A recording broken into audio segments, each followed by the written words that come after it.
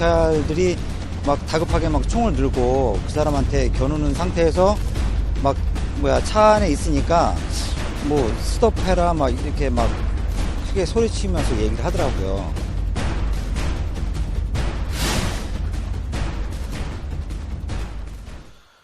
예, 여러분 지금 방금 보셨던 화면, 대전 유성구에서 지난 25일, 그러니까 크리스마스 때 일어난 사건이죠. 이른바 성탄절 충격 사건이라고 불리우는 바로 그런 사건이었는데요. 이게 그러니까 어떻게 된 얘기예요, 이게? 그러니까 이 사람이 이제 연세가 좀 드신 분인데요. 58세인가 그렇죠? 그 신모 씨라는 자꾸 보니까 분이. 이제 그런 거죠. 예, 네. 이분이 25일 날 밤 11시 35분경에 유성에 있는 한 도로가에 예.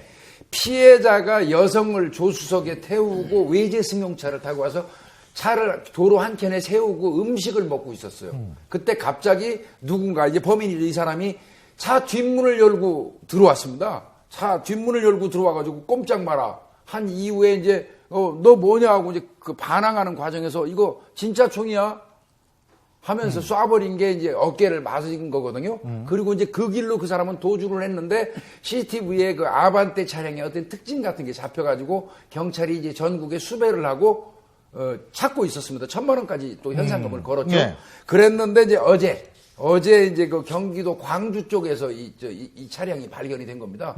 그래서 이제 성남 쪽에서 발견이 돼갖고 추적해서 광주까지 간 거예요.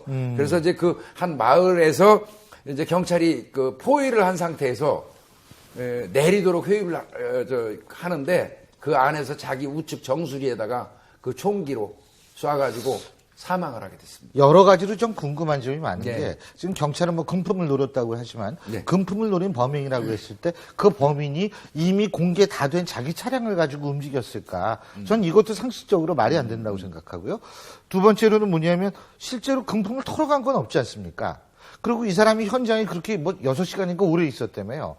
여러 가지로 참 궁금한 점이 많은데 경찰은 금품을 노렸다. 무슨 근거로 그렇게 결론을 내렸는지. 이제 저도 그렇게 좀 생각을 하는데요. 이 사람이 그 범행 차량 피해자를 노리기 전에 그 인근에서 차를 세워놓고 6시간 정도 배회를 좀 했고요. 이 사람이 뒷문을 열어 갔을 때는 옆자리에 여성이 타고 있는 걸 몰랐었던 것 같습니다. 외제 차량이다 보니까 타켓을 삼았던 거로 보여져요. 네, 그런데 옆쪽에 여성이 있는 거는 이미 좀 장애가 많이 온 거고요. 예. 그리고 이제 이 사람이 그 나중에 밝혀진 바에 의하면 또 절도 전과가 한 2개 정도 더 있어요. 네, 이제 그런 거 등등으로 봐가지고는 또 피해자 입장에서 이 사람하고는 뭐 일면식도 없는 겁니다. 지금 예. 현재까지는. 예. 네, 그런 부분으로 봐서는 어떤 금품 강취의 목적이 있지 않았을까 이렇게 추정하는 겁니다. 우리나라가 총기가 근데 그렇게 쉽게 구할 수가 있는 나라인가요? 지금 그 1년마다 경찰에서 불법 총기류 자진 신고를 하는데 통상 1년에 한 4,500정 정도가 자진 신고가 들어와요. 그렇다면 상당히 신고하지 않은 총기까지 따지면 상당히 많다고 봐야 되고요. 요번에 이 사람이 사용한 총기도 본인이 거기서 계속 얘기해요. 이거 진짜 총기야, 진짜 총기야 하고 얘기하거든요. 그러면 그 총기가 총기 같은 모양새를 안 띠고 있다는 뜻이기도 해요. 그래서 제가 판단할 때는 경찰에서 스페인제 라마 9mm짜리 얘기를 한 것 같은데 그게 이제 우리가 뭐 해적영화 보면 이렇게 끼따랗게 옛날 구형권처럼 생긴 거 있습니다. 그 뭐 캐리비안 해적 같은 거 보면 이렇게 그런 형태 비슷한 그 스페인제 그 총이 아닌가 싶습니다. 근데 왜 자살을 했을까요? 그건 아무도 모르겠지만 일반적으로 이렇게 사고를 그러니까 이렇게 범행을 저지르고 자기 차를 타고서 도망 다니다가 걸려서 자살했다. 전 이 자살 동기도 참 궁금해요, 사실은. 근데 더 이상 피할 수는 없는 입장이 됐죠. 전부 모든 게 공개됐고요.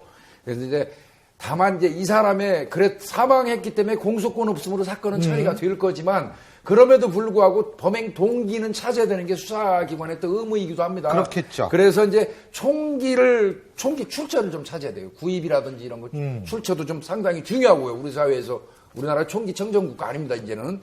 그리고 이제 피해자하고 피의자 뭐 계좌라든지 통신 내역 또 주변인 수사를 해가지고 혹시 또 두 사람 간에 인과관계가 있는지 여부도 봐야 되고 또 이 사람이 뭐 금전적으로 최근에 뭐 쪼들렸다든지 어떤 경제적인 그 상황도 파악을 해보면 다각적으로 하면 원인이 좀 나올 것 같습니다.